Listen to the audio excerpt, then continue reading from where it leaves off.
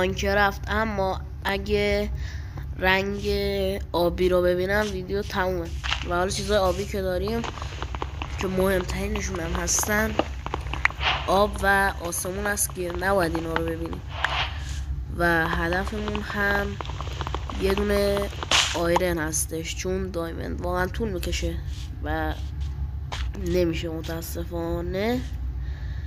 خیلی خوب، اینجا یه دونه کیو دیدم، اما مثل خرا میپریم توش و دمیج میخوریم. خیلی خوب، ولی خیلی بد دمیج شدم بچه‌ها دیگه. حالا نمیدونم